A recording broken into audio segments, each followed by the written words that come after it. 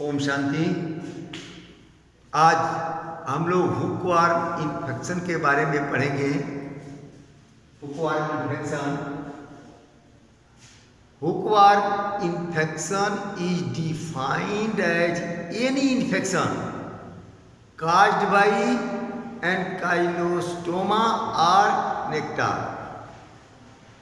एक ही व्यक्ति में दोनों ही ऑर्गेनिज्म का संक्रमण हो सकता है।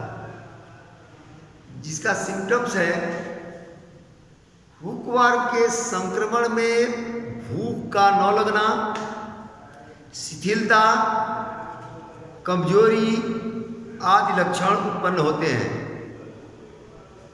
चूंकि हुकवर्म ब्लड को चूसते हैं, इसलिए ब्लड की कमी हो जाती है, जिसे आयरन डिफिशियंसी एनीमिया हो जाता है। अर्थात हुकवर्म का मुख्य काम है, ये ब्लड शक्कर है, खून को चूसते रहते हैं बॉडी से।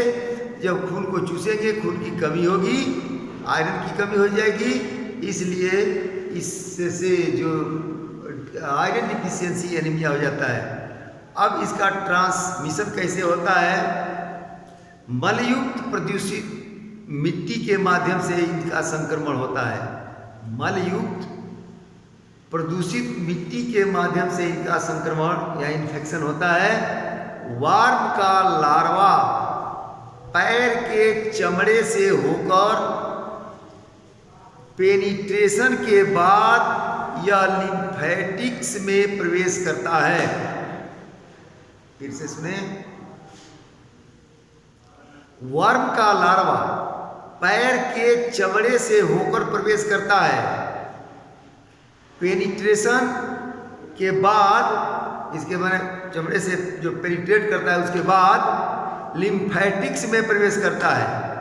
यह स्मॉल ब्लड वेसल से होकर फेफड़े में प्रवेश करता है। जो छोटी छोटी ब्लड वेसल्स हैं, उससे होकर के ये फेफड़े में चला जाता है।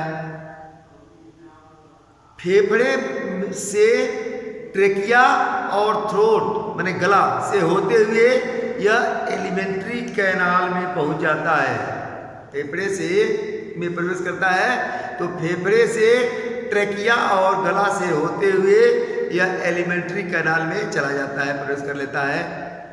ओरल रूट के द्वारा भी लार्वा युक्त वेजिटेबल या फ्रूट को भी हाथ से जब हम खाते हैं, तो इसके द्वारा भी संक्रमण हो सकता है। तो इसका माध्यम हो जाएगा ओरल रूट। चाहे लार्वा वेजिटेबल में हो या फ्रूट में हो या कोई खाने पीने वाले सामान में हो, और उसको हम यूं ही खा जाते हैं, तो डायरेक्ट ओरल रूट के द्वारा एलिमेंट्री कैनाल में पहुंच जाता है। अब इसको आप प्रिवेंशन एंड कंट्रोल के क्रम में हमको थोड़ी सी सावधानी बरतनी पड़ती है। पहला है, नंगे पैर नहीं टहलना चाहिए, अर्थात जूते पहनकर चलना चाहिए, टहलना चाहिए।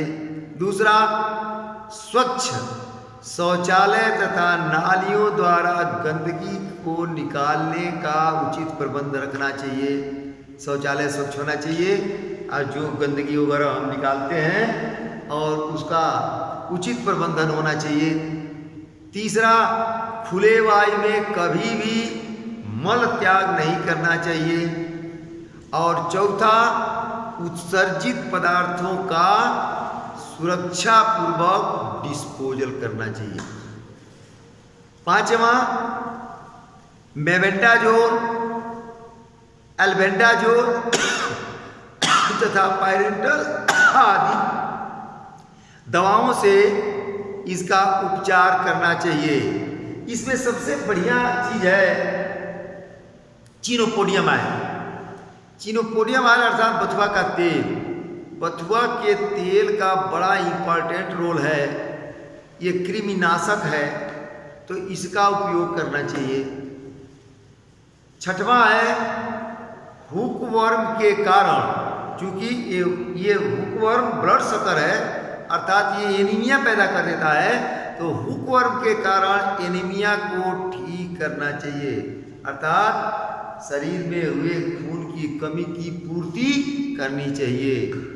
और सातवां, सॉइल पॉल्यूशन को रोकने के लिए सैनिटरी लैट्रिन का प्रयोग करने तथा स्वास्थ्य शिक्षा के बारे में सबको एजुकेट करना चाहिए, जानकारी देना चाहिए। इस तरह से हम इससे प्रिवेंट कर सकते हैं, इस बीमारी को कंट्रोल कर सकते हैं। ओम शांति।